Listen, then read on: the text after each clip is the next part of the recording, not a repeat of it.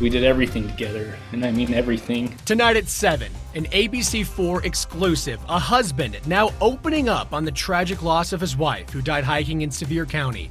He shares the painful hole she's leaving behind. And every once in a while they'll start playing with guns, right? It's cool. Let's take pictures with guns. Let's post them on Snapchat. Gun violence in the U.S. showing a troubling trend. What police in Utah are seeing when it comes to shootings across our state and why they expect things could get worse. Plus, a deadly shooting at an Airbnb in Draper. Hear what police know about the suspected gunman still on the run. Live from Utah's CW30, ABC4 News at 7 starts now. Good evening. Thank you for watching ABC4 News at 7 on the CW30. I'm Jordan Burrows. We begin tonight with breaking news at Salt Lake City International Airport. One person is in critical condition after a car accident in the airport parking garage. Police say the paramedics are on scene and the driver of the other car is in custody. As more information comes in, we'll have updates on air and online at abc4.com. Now to our top 7 stories at 7 o'clock. Police say another person has died after Sunday's deadly shooting at an Airbnb. We now know 27-year-old Austin Terry Powell and 21-year-old Jonathan Fuentes both died after that house party in Draper. Police told ABC4 the shooting began just before 1 in the morning Sunday. Police say an argument broke out in the road in front of the home after a party. During the argument, a suspect fired shots, killing both Powell and Fuentes. A neighbor tells us what he heard. I hear pop, pop, pop, pop, pop, pop. Probably, 8 shots or more. And I'm like, that's gunshots. So my wife calls 911 and we're talking with them. And we look out the window and there's a guy laying on the ground. And people are doing CPR on him. Police say they are still looking for the suspect. Airbnb told ABC4 the owner of the residence did not authorize a party nor consent to it. New data shows firearms are the leading cause of death among children and teens in Utah. Unified Police calls this trend alarming, and the data shows it could be getting worse. Data from everytownresearch.org shows in Utah an average of 41 children and teens die by guns every year, and 74% of these deaths are by suicide. Sergeant Melody Cutler with Unified Police says gun safety education needs to improve. In that age group, what we've seen every once in a while is they'll start playing with guns, right? It's cool. Let's take pictures with guns. Let's post them on Snapchat, those kinds of things. And then we have a loaded firearm and someone puts her finger on that trigger and someone ends up severely hurt or worst case killed. Cutler says the pandemic is to blame because kids and teens were bored. But UPD is bringing back its Youth Academy to try to help with the issue. The program works with kids 15 to 18 years old and starts April 18th. Police say distracted driving continues to be an issue on Utah's roads. They want to know what they can do to keep Utah roads safe. Across the country, April is known as Distracted Driving Awareness Month. According to the Utah Highway Safety Office, there were 12 deaths caused by distracted driving last year. One of the biggest distractors, texting. But Utah Highway Patrol says drivers also lose focus while eating, changing the radio station, and talking to passengers next to you. If you take a moment to take your focus off of doing anything but driving a vehicle safely, you're putting the public at a great risk. Officials say that some ways to limit distractions are to put your phone on Do Not Disturb. Have someone else in your car respond to those texts for you. That's easier said than done. And if you need to make an urgent phone call, pull over somewhere safe to do it. Sergeant Wyan, who you just heard from, adds if you see distracted driving on the roads, report it if you can do so safely. Now to southern Utah, where addiction recovery centers are struggling to keep up with demand. Law enforcement told ABC4 the community is facing a crisis. Police say they're pulling over people with record amounts of fentanyl in their car. And they say once people are arrested after being caught with drugs, many of them come to their facilities seeking help. The mental health piece is a big challenge. We've also found that a lot of people that are in substance abuse or in addiction have mental health challenges, and sometimes they mask their mental health with substance use, and so they feel like they're treating that, not realizing what they're actually doing. Leaders at Hope Rising and Lionsgate Recovery say it's also facing a shortage of staff, even as the southern Utah population continues to grow. The latest United Nations report on climate change is issuing a stark warning as the world struggles with rising energy prices. prices, that is. The U.S. is releasing the largest oil reserves in history. The U.S. is also, like I just mentioned, they're going to have this largest oil reserve in history. But to mitigate the impacts of climate change, the UN report strongly recommends reducing carbon emissions as quickly as possible by phasing out and replacing all fossil fuel infrastructure with renewable energy. It's time to stop burning our planet and start investing in the abundant renewable energy all around us. The UN Climate Panel has warned that any additional warming beyond an average of 1.5 degrees Celsius would worsen the impacts of climate change, including more extreme heat, increased sea level rise, and more volatile weather around the world. Utah's drought conditions continue to plague the state. This is Pineview Reservoir up in Weber County. Runoff from snow is making its way to the reservoir, but the Weber Basin Water Conservancy District says reserves are even low now than the same time last year. Because of that, secondary water will be cut by 60% for users and 40% for agriculture. And so as we look at restrictions and we look at what those programs are going to look like, the reasoning and the justification is to ensure that our drinking water supply is secure. The Utah Division of Water Resources is reminding Utahns that with the exception of Washington County, temperatures across the state are not yet high enough for you to be watering your lawn. Crews are preparing for power outages as high winds are hitting the state. A wind advisory is in effect in parts of northern and central Utah, and these gusty winds can wreak havoc, even if you are at home during this storm.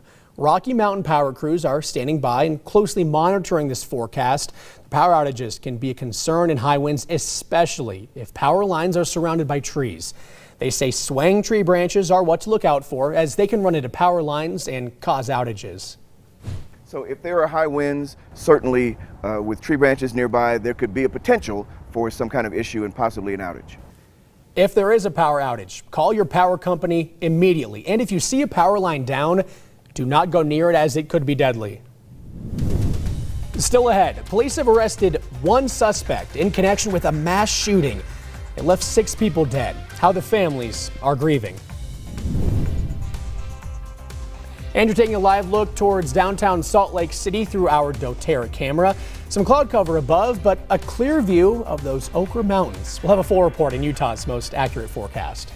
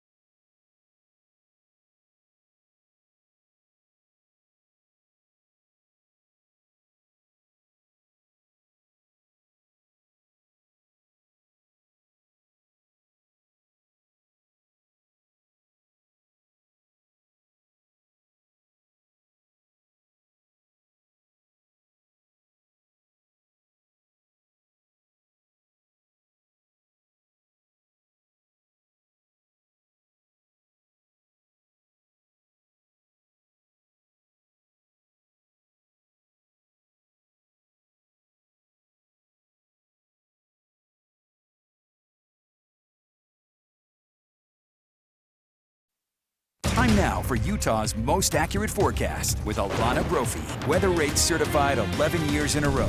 The beginning of our work week brought some changes. Wind was the big talker, and that's going to be something we keep our eye on for the next several hours and into our Tuesday, because we get very gusty conditions as our next system moves through the state, bringing some light showers tonight, and then into tomorrow morning, the chance of some more precipitation. Cooler temperatures right around the corner as we head towards the middle of the week, and that cloud cover is noticeable out there. You saw it. We have got a lot of wind wind advisories for the northern half of the state going into effect or already in effect. That does include the West Desert, Great Salt Lake Mountains and Desert, Utah County, which was added this afternoon, all the way down to the I-70 corridor, a high wind warning for Castle Country near Price, as well as Duchesne and southwestern Wyoming. Those target our Tuesday, where we are going to see really strong downslope winds in those areas, and our northern mountains under that wind advisory, as is the Uinta Basin. So some gusty conditions for the northern half of the state. Of course, now's the time to secure those loose objects, and just know those westerly winds won't be kidding around. We could see some strong crosswinds on north-south routes. That does include near I-15, so gusty at times. Just because you're not under an advisory doesn't mean you won't be seeing the wind. We've been seeing it statewide with our highest wind gusts. Look at this number coming out of Evanston, 63 miles per hour. Wasatch Front posting some healthy numbers, but also the case for the southern half of the state, where we won't be seeing wet weather, but the winds will be an impact we deal with throughout the entire Beehive State tonight and into tomorrow. The Wasatch Front, as we look towards the future, heading into the overnight, we're going to see gusts between 20s and 30 miles per hour for the Wasatch Front. Backside, a little gust here of the Wasatch near Colville, and up there near Bear Lake, they're under that wind advisory. This holds steady into the early morning hours when the cold front comes through. So the wind will switch direction, and that is going to be a very chilly wind. That northwesterly flow always is, so temperatures will be below average, and we see the winds holding on. They're not going to relax into tomorrow. We're actually going to see them holding steady throughout much of the day. By tomorrow evening, things will quiet down, but for the eastern side of the state, they'll stay active. We're going to see those temperatures in the 50s with a few showers sneaking in tonight. We've already seen them in Cache Valley, and we could see some light valley showers and mountain snow showers on deck for the rest of tonight. Now, the core of this system is to the north of us and moving away from the Beehive State, which is why we have the winds, but the northern half of Utah will be grazed by that moisture. Already has happened and will continue as we head into the early morning hours. Satellite radar shows us that this system came from the Pacific Northwest. That moisture is staying north of Salt Lake, but we did see echoes of moisture on the radar from Cache Valley all the way down to Nephi. Not everything hitting the ground, some evaporating because we have a very dry surface layer. We will erode that as we head into the overnight and into tomorrow morning. We see exactly where that swath of moisture popped up and impacted us, really again, northern half of the state. As we get through tonight, the front comes through, it will change the wind direction, and it brings some showers for the early morning hours tomorrow. A little bit of a burst before sunrise. Once the moisture clears, the winds stay behind and temperatures will be cooler with that chillier northwest flow. Below average expected into Wednesday. Will be drier and welcome back the sunshine, but daytime highs will be slightly cooler than they will typically are this time of year. 4 to 8 inches possible in the cottonwoods. A trace in our valleys. The Uintas, they're going to get anywhere from 6 to 12. They're under a winter weather advisory until tomorrow night. So that's the area looking to get the best snow accumulation. Spring snow, that is, 40s and 50s for those daytime highs, few 60s and 70s in eastern Utah, low 80s in St. George. Speaking of Washington County, temperatures will tumble just a little bit, but we stay dry in southern Utah. The winds will be a player on and off for the next couple of days, relaxing by Thursday. Here's the Wasatch Front with the chance of some early morning showers, cooler, warming trend through the end of the work week. Next chance of a storm on Monday, and that brings some wet weather potential. To stay on top of the forecast, download the ABC4 weather app. It's easy to do. You take a picture of the QR code that you see on your screen, takes you right to the App Store. Download it for free, and we can be there for you. All right, thank you very much, Alana. Coming up, the president of Ukraine seeing the people killed his country firsthand. Hear what Russia is saying about reports of bodies found lying in the streets.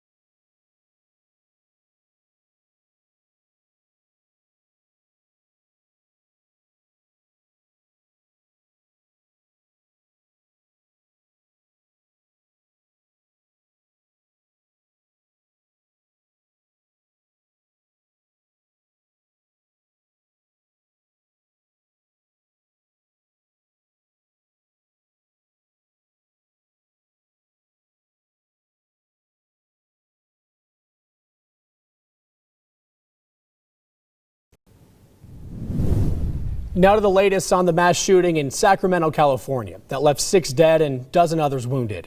Meanwhile, the outcry against gun violence grows louder. ABC's Morgan Norwood has the latest.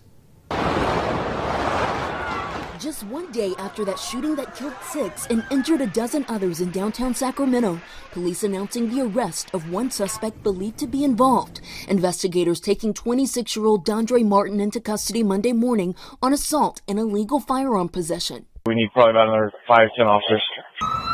The barrage of gunshots going off just after 2 a.m. on Sunday before a crowd of people near a popular nightlife area. According to police, the crime scene stretching across at least 2 city blocks, more than 100 shell casings found at the scene. We know that a large fight took place just prior to the shootings, and we have confirmed that there are multiple shooters. By Monday afternoon, police say they'd already served search warrants at 3 homes and have recovered at least 1 handgun. Investigators receiving more than 100 photos and videos to help in their investigation. Pamela Harris says her son Sergio, a father of young daughters, was among those who were killed. It's a hurtful feeling to know that you seen your child that one day and then they're gone the next day. This is the latest incident in a string of recent mass shootings. In a statement overnight, President Joe Biden demanding more action on guns, saying Congress urgently needs to ban ghost guns, require background checks for all gun sales, ban assault weapons and high-capacity magazines, and repeal gun manufacturers' immunity from liability. The mayor of Sacramento echoing the president's plea. It is beyond time to have a sane conversation about guns in America. We have a sickness. Until they catch these people, I'm not going to be able to process anything. This has got to stop. This has been going on for too long. It's not just Sacramento, it's all over. And police have identified the 6 who were killed. They also say they found a stolen handgun at the scene and that surveillance cameras may have captured part of the shooting. Morgan Norwood, ABC News, Los Angeles. The matter before us is the criminal case of the state of Florida versus Nicholas Cruz. And it is a day of many family members of Parkland school shooting victims say they have been waiting for. Jury selection begins in America's deadliest mass shooting ever to go to trial. When selected, 12 jurors will determine whether Nicholas Cruz will be put to death for murdering 17 students and staff at Marjorie Stoneman Douglas High School in Parkland, Florida back in 2018. Over the next several weeks, the court could screen roughly 1,500 jury candidates. 23-year-old Nicholas Cruz already pled guilty for the school massacre, which means the jury will only decide if he receives a death sentence or life without parole. The Senate Judiciary Committee voted today on whether to advance the nomination of President Biden's Supreme Court nominee, Judge Ketanji Brown Jackson. But despite no support from Republicans on the committee, Jackson's confirmation is still expected to advance to the Senate floor for a full vote. I have concerns that Judge Jackson will be pinch hitting for one team or the other. Judge Jackson is not an extremist. She is not out of the judicial norm. Senate Majority Leader Chuck Schumer is expected to file a motion to discharge, pushing the confirmation out of committee and to the full floor for a vote with only a simple majority.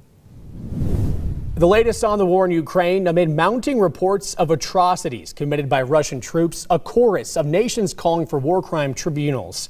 Ukraine's President Zelensky describes the killings as concentrated evil. ABC's Alex Preche has the latest from Washington. Today, Ukrainian President Vladimir Zelensky looking at destruction in his country firsthand. In Bucha, a liberated city northwest of Kyiv. The mayor there saying hundreds are now buried in mass graves. ABC's James Longman was there. The authorities have brought us to what looks like the grave, the hastily dug grave of what they say is the family of the local mayor here. They didn't agree to cooperate with the Russians, they say, so they were executed. I'm looking now, I'm not going to turn the camera around, but I am looking now at the bodies of 4 people partially submerged in the sand. It's atrocities like these that Ukraine really wants the world to take notice of now. Russia's defense ministry accuses Ukraine's government and Western media of staging the images of the bodies in civilian clothes lying in the streets. But the horrific discoveries are now prompting worldwide condemnation, what Ukraine is calling war crimes. President Biden saying this today. We have to gather all the detail so this can be have a war crime trial. This guy is brutal. And what's happening in Bucha is outrageous. and everyone's seen it. No, I think it is a war crime. The State Department saying it will continue to ramp up the pressure on Putin, but there are questions as to what steps President Biden will take to respond. The White House saying over the weekend Russia's invasion is far from over, despite claims by Moscow that Russia is withdrawing from Kyiv and surrounding areas. In the key southern port of Odessa, where Ukraine's Navy is stationed, thick gray smoke filling the sky. Russian missile strikes hit oil processing plants and fuel depots in the city. And then this drone video showing the destruction in Mariupol. ABC News learning that an aid convoy that's been trying to make its way to the besieged city since Friday still hasn't made it. Alex Perche, ABC News, Washington. Today, Senator Mitt Romney calling reports of Russia's attacks shocking and disorienting. Romney saying in a statement, quote, "At the roots of such villainy, dehumanizing, distorting, hate-infused characterization of others, we must never forget, despite our often deep divisions, we are children of the same God and of the single family of humanity," end quote. Meanwhile, Utah Senator Mike McKell calling on the Department of Homeland Security and U.S. Customs and Border Patrol to release a Ukrainian woman with ties to Utah. He says after fleeing war-torn Ukraine, Anna Harrison and her 10-year-old daughter, who is a U.S. citizen, tried to re-enter the U.S. He says although Harrison's daughter was allowed entry, Anna is still in custody. Coming up tonight at 10 o'clock, we were talking to Anna's husband and Senator McKell with more on the story. How some people are making extra cash by turning their car into a moving billboard with this new projection technology. I'm Rich DeMuro. That's coming up in Tech Smart.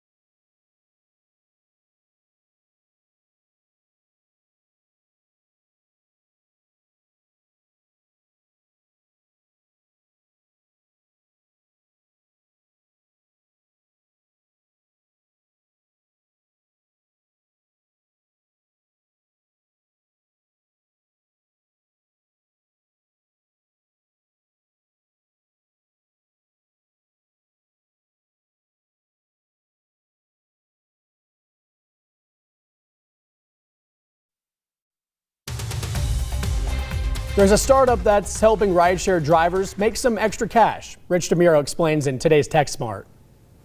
Between our screens, billboards, and more, we are bombarded with ads. But one startup has found a new place to put them, and it's helping rideshare drivers earn some extra cash.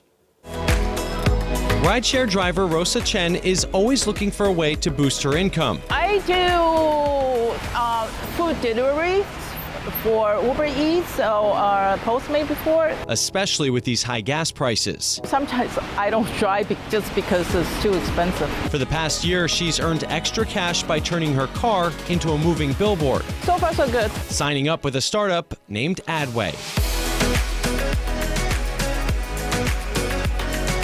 We give our drivers a couple of small and smart projecting devices that can easily attach to the side mirrors of their personal cars and display ads at will. Sasha Krolov is CEO. He got the idea while out to dinner with his wife, who saw a logo projected off a car door. At the time, obviously, was displaying just a logo, but she suggested it was trying to tell her something. Adway's proprietary projectors clip to a side mirror and come to life at night, displaying bright, eye-catching ads. These devices are equipped with various sensors and trackers that include GPS, Wi-Fi, Bluetooth, and camera. Bluetooth inside counts the number of unique cell phones nearby, so advertisers have an idea of how many people might be seeing their ads. We typically favor those drivers that drive the most. About 60 drivers are using the technology, but many more are interested, with 5,000 on a waiting list. About a dozen are onboarded each month. These devices need at some point become smaller, brighter, and smarter. A lot of people actually come up to me and say, what is that? A conversation starter and moneymaker. The money is pretty good. I get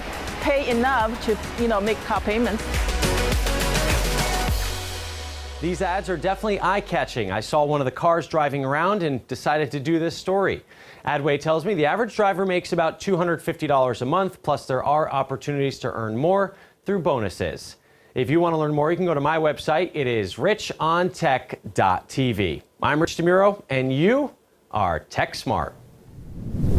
A new regulatory filing today shows Elon Musk is now Twitter's largest shareholder. The Tesla CEO bought 73.5 million shares worth $3 billion.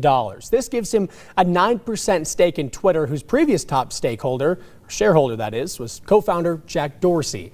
In the past, Musk has challenged Twitter's policies on free speech and posed the idea of starting a rival social media site. Truckers move 72% of the U.S. economy's goods, and a shortage of 80,000 truck drivers reported last year sent the cost of goods higher. The president spoke today about his trucking action plan intended to fast-track recruitment and employment of truckers and unclog some supply chain issues. The plan doesn't account for the tough working conditions for long-haul truck drivers in particular. This makes it difficult for the industry to retain drivers. However, there is new hope that gas prices may start to come down a little bit with oil prices beginning to fall. But one grocery store staple is going up in price. Eggs cost 50% more than they did in February, with flocks of chickens across the country being hit with bird flu.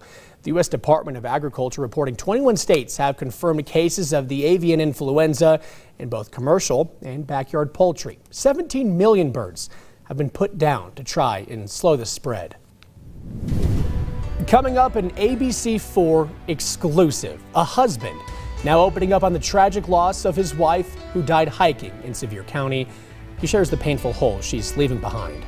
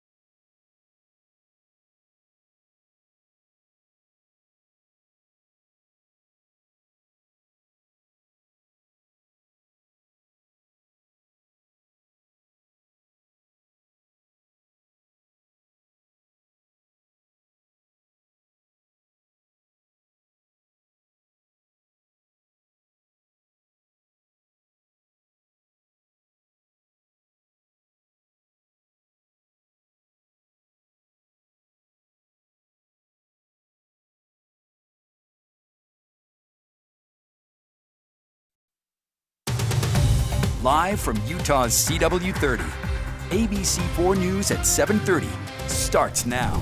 Welcome back. 1 week ago, a 26-year-old woman died while hiking with her husband. This happened in Sevier County, but it was a story that quickly made national news. ABC4's Nick McGurk spoke with the husband of Candace Thompson about his tragic loss. Her smile, her laugh were two of her greatest qualities. Candace Thompson was the life of the party, whose smile, her husband says, drew people in. We did everything together, and I mean everything. Colton Thompson was drawn in too. He married his high school sweetheart after she graduated. They were sealed in the temple, and 4 children later, Colton says the two still found time to be together as a couple. It was beautiful weather. And so 1 week ago today, he and his wife went hiking on a popular trail in town. Witnesses said they saw Candace slip and fall some 75 to 100 feet below. In a matter of seconds, it was gone from me. I have my 4 beautiful babies. Colton is now a single father. He says Candace had a gift, her smile, the way she made you feel, the way she held the family together. He wants us all to know the amazing power of her example. She could have a baby on her hip, one tugging on her leg, the 2 running around fighting, and she could still be as calm as anyone in the world. And a lot of people knew that. She was the best mom that those kids could ever ask for, and the best wife I could have ever known. That was ABC4's Nick McGurk reporting. Colton says he and his wife were best friends, and they did everything together. Today would have been Candace's 27th birthday. A Utah doctor is banned from climbing the tallest mountain in North America. The 5-year sentence comes with a $10,000 fine against Dr. Jason Lance from Mountain Green. He pled guilty to federal charges from lying to get a rescue helicopter to fly him off Alaska's Mount Denali. Lance reportedly made several requests for a helicopter rescue, claiming one of the hikers in his group had early stages of hypothermia. An investigation revealed the other climbers denied having hypothermia or needing help. Those hikers say it took hours to convince Lance to hike down on their own. In Cedar City now, a man is dead following a rollover accident. This crash happened this morning near 19 North and 23rd West. According to police, the 66-year-old victim was speeding and overcorrected on a sharp turn when he rolled his car and crashed. Police have not yet released his identity. As we begin Distracted Driving Awareness Month, local officials want to remind Utahns about what they can do to limit distractions and keep Utah roads safe. ABC4's Kayla Baggerly has the story. Our officers, it's an ongoing thing that we see, not just here in Salt Lake City, but it's also something that, is a statewide problem. According to the Utah Highway Safety Office, there were 12 fatalities last year caused by distracted driving. But John Gleason with the Utah Department of Transportation says this number could be higher. I think distraction is probably the biggest challenge that we have facing safety on our roads in the future here. Utah Highway Patrol says many things can cause distracted driving, such as eating, talking to the passengers next to you, changing the radio, and one of the biggest ones, texting. When it comes to driving, experts say don't try to multitask. Keep your eyes on the road at all times. The National Highway Traffic Safety Administration says that sending or reading a text message takes a person's eyes off the road for 5 seconds. And at 55 miles per hour, that's like driving the length of an entire football field with your eyes closed. Even in 2 seconds, a lot can happen, and distracted driving doesn't just revolve around the driver. That has an impact on others that are out on the roadway. Andrew Battenfield with Utah Highway Patrol says that when you're distracted, you can end up getting too close to the car in front of you, increasing your chances of crashing, or even drifting out of your lane and sideswiping another car. We want you to drive focused on what you're doing at the time, not to get distracted and not to allow things outside of your control you. That was ABC4's Kayla Baggerly reporting. Officials say some ways to limit distractions are to put your phone on Do Not Disturb, and if you have an urgent call to respond to, just pull over somewhere safe to answer. Today, Salt Lake City Mayor Aaron Mendenhall announced a new program where people can upgrade their gas lawnmowers for a battery-powered electric one. The online lawnmower exchange program offers a $299 coupon to purchase electric lawnmowers with the confirmed trade-in of a gas-powered mower. Mayor Mendenhall says this program should help with Utah's air quality. The lawnmowers are one layer of that cake of air quality improvement that we're working every single day and year-round on. Now to participate, it's a chance drawing, and participants will be randomly selected on Wednesday. For more information and the link to sign up, head to the website that you see on your screen. For the second year in a row, Utah Governor Spencer Cox is declaring April as Dark Sky Month. Utah has 27 designated dark sky spots in the state. That gives Utah the highest concentration of dark sky places in the entire world. The dark skies also play a key role in our state's economy. According to the Utah Office of Tourism, what's called astrotourism is expected to generate nearly $6 billion in the American Southwest over the next decade. Still ahead, mental illness and the missing. A Utah woman's desperate search for her husband, what she's sharing about the last day she saw him in tonight's Missing in Utah report.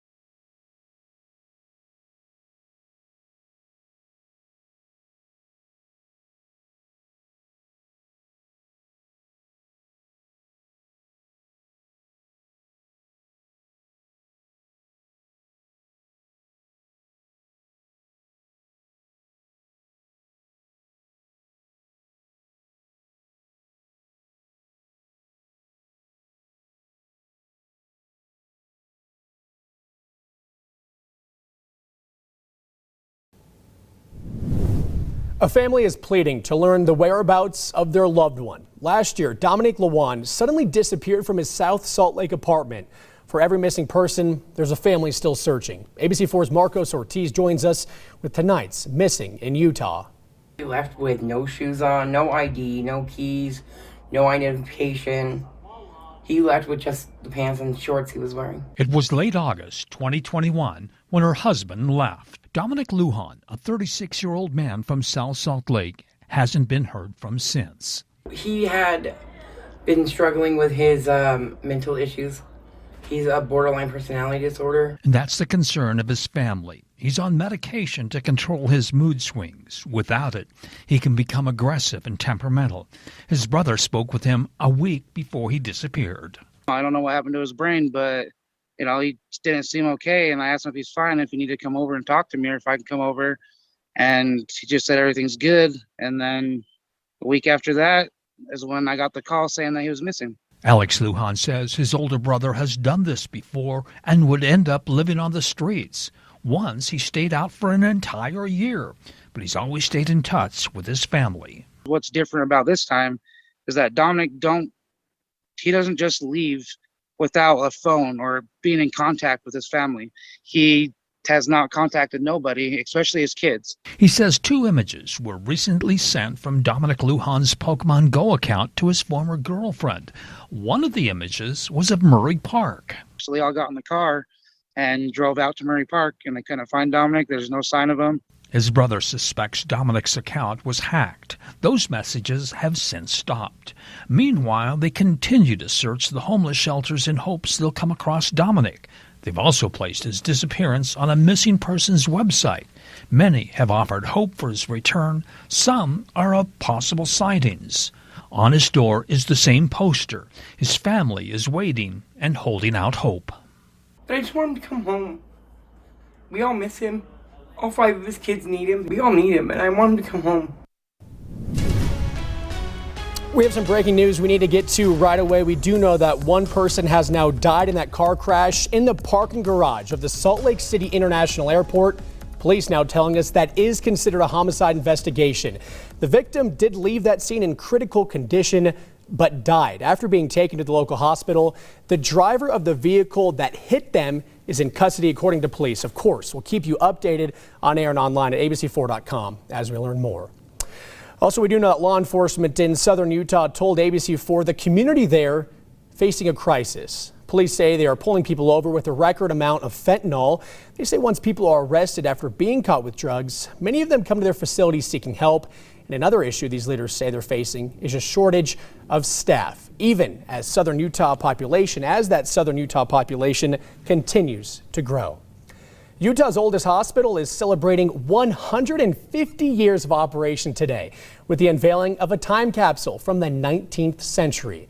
The capsule from the first placed in the original St. Mark's, but when the hospital moved in 1970, even more items were added in.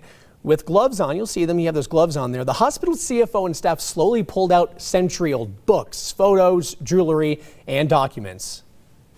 I am surprised by some of what was in there, and certainly just the dates. When you go back to some of those items in there from 1886 and some of those pictures that go back to the 1800s as well, that's a long time. Bradshaw says the hospital is planning on collecting items for a new time capsule to celebrate St. Mark's more recent history.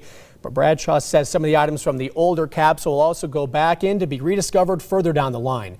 The remaining items will be displayed in a pop-up museum in the new tower of St. Mark's. All right, we'll be right back after this break.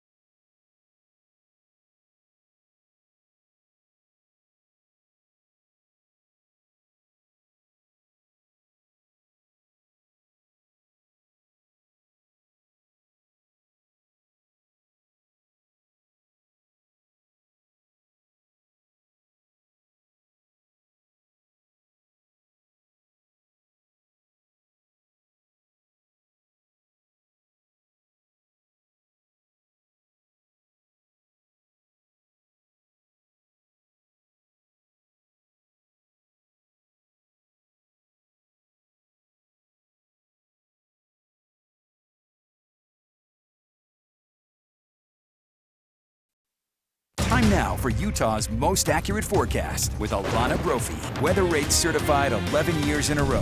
The beginning of our work week brought some changes. Wind was the big talker, and that's going to be something we keep our eye on for the next several hours and into our Tuesday, because we get very gusty conditions as our next system moves through the state, bringing some light showers tonight and then into tomorrow morning, the chance of some more precipitation. Cooler temperatures right around the corner as we head towards the middle of the week, and that cloud cover is noticeable out there. You saw it. We have got a lot of wind advisories for the northern half of the state going into effect or already in effect. That does include the West Desert, Great Salt Lake Mountains and Desert, Utah County, which was added this afternoon, all the way down to the I-70 corridor. A high wind warning for Castle Country near Price, as well as Duchesne and southwestern Wyoming. Those target our Tuesday, where we are going to see really strong downslope winds in those areas, and our northern mountains under that wind advisory, as is the Uinta Basin. So some gusty conditions for the northern half of the state. Of course, now's the time to secure those loose objects, and just know those westerly winds won't be kidding around. We could see some strong crosswinds on north-south routes. That does include near I-15, so gusty at times. Just because you're not under an advisory doesn't mean you won't be seeing the wind. We've been seeing it statewide with our highest wind gusts. Look at this number coming out of Evanston, 63 miles per hour. Wasatch Front posting some healthy numbers, but also the case for the southern half of the state, where we won't be seeing wet weather, but the winds will be an impact we deal with throughout the entire Beehive State tonight and into tomorrow. The Wasatch Front, as we look towards the future, heading into the overnight, we're going to see gusts between 20s and 30 miles per hour for the Wasatch Front. Backside, a little gustier of the Wasatch near Colville, and up there near Bear Lake, they're under that wind advisory. This holds steady into the early morning hours when the cold front comes through. So the wind will switch direction, and that is going to be a very chilly wind. That northwesterly flow always is, so temperatures will be below average, and we see the winds holding on. They're not going to relax into tomorrow. We're actually going to see them holding steady throughout much of the day. By tomorrow evening, things will quiet down, but for the eastern side of the state, they'll stay active. We're going to see those temperatures in the 50s with a few showers sneaking in tonight. We've already seen them in Cache Valley, and we could see some light valley showers and mountain snow showers on deck for the rest of tonight. Now, the core of this system is to the north of us and moving away from the Beehive State, which is why we have the winds, but the northern half of Utah will be grazed by that moisture. Already has happened and will continue as we head into the early morning hours. Satellite radar shows us that this system came from the Pacific Northwest. That moisture is staying north of Salt Lake, but we did see echoes of moisture on the radar from Cache Valley all the way down to Nephi. Not everything hitting the ground, some evaporating because we have a very dry surface layer. We will erode that as we head into the overnight and into tomorrow morning. We see exactly where that swath of moisture popped up and impacted us, really again northern half of the state. As we get through tonight, the front comes through. It will change the wind direction, and it brings some showers for the early morning hours tomorrow. A little bit of a burst before sunrise. Once the moisture clears, the winds stay behind and temperatures will be cooler with that chillier northwest flow. Below average expected into Wednesday. Will be drier and welcome back the sunshine, but daytime highs will be slightly cooler than they will typically are this time of year. 4 to 8 inches possible in the cottonwoods. A trace in our valleys. The Uintas, they're going to get anywhere from 6 to 12. They're under a winter weather advisory until tomorrow night. So that's the area looking to get the best snow accumulation. Spring snow, that is, 40s and 50s for those daytime highs, few 60s and 70s in eastern Utah, low 80s in St. George. Speaking of Washington County, temperatures will tumble just a little bit, but we stay dry in southern Utah. The winds will be a player on and off for the next couple of days, relaxing by Thursday. Here's the Wasatch Front with a chance of some early morning showers, cooler, warming trend through the end of the work week. Next chance of a storm on Monday, and that brings some wet weather potential. To stay on top of the forecast, download the ABC4 weather app. It's easy to do. You take a picture of the QR code that you see on your screen, takes you right to the App Store. Download it for free, and we can be there for you. Thank you so much, Alana. A portrait artist is making a splash in the art world, but not literally. That would cause an electrical shortage. Who she is, coming up.